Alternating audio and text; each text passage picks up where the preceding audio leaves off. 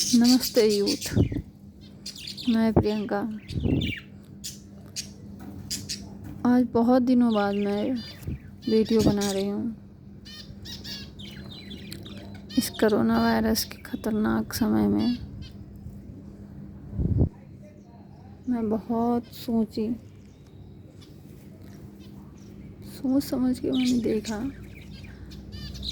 कि आज प्रकृति के वो सारे पंच तत्व जिनका हम लोग इम्पोर्टेंस नहीं देते हैं, जिनको महत्व नहीं देते हैं, वो हमारे लिए कितनी ज़रूरी है।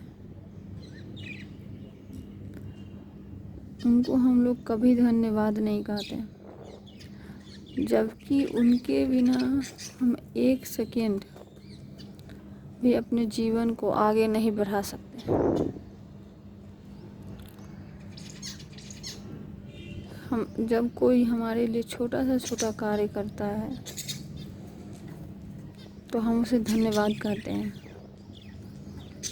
और ये पंच तत्व हमारे जीवन में इतने बड़े कार्य करते हैं, हमारे जीवन को सुचारू रूप से संचालित करते हैं, और उन्हें हम लोग धन्यवाद नहीं देते। तो चलिए आज हम लोग मिलके इन पंच तत्वों का इम्पोर्टेंस भी देखेंगे और उनको धन्यवाद भी कहेंगे। तो आज हम आकाश तत्व पे बात करते हैं। प्रकृति की संरचना जिस अनुसार है, जिस क्रमबद्धता में है, उसी अनुसार हमारे शरीर की भी संरचना हुई है। आप सभी लोग जानते हैं कि पंच तत्वों से मिलकर हमारा शरीर बना हुआ है। तो जब हम देखते हैं प्रकृति की ओर तो आकाश सबसे ऊपर दिखाई देता है और उसकी कोई सीमा नहीं होती है, उसका कोई बंधन नहीं है, वो खुला है। वो जहाँ तक देखिए उसका विस्तार हमें दिखाई देता है, पर उसका कोई अंत नहीं है, उसका कोई दीवार नहीं है जिससे जहाँ पे कोई बॉर्डर नहीं है जहाँ पे वो ख़त्म हो सके। उसी तत्व के हमारे शरीर के निर्माण में आकाश तत्व का जो निर्माण, आकाश तत्व की जो भागीदारी है वो हमारे मस्तिष्क के लिए है। इसीलिए हमारा मस्तिष्क असीमित है, उसमें हम कुछ भी डाल सकते हैं, कुछ भी पॉजिटिव और नेगेटिव सभी तत्वों को डाल सकते हैं, उसकी कोई सीमा नहीं है। आप जितना भी चाहे उसमें ज्ञान भर सकते हैं, जितना भी चाहे गलत चीज़ भर सकते हैं, जितना भी चाहे पॉजिटिव सही चीज़ भर सकते हैं, और उसकी कोई सीमा नहीं है।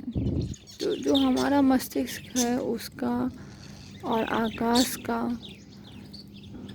दोनों का यही संबंध है, क्योंकि आकाश जो पंच तत्वों का में जो सबसे प्रथम स्थान रखता है वो हमारे शरीर के सबसे ऊपरी भाग यानी कि मस्तिष्क का निर्माण करता है।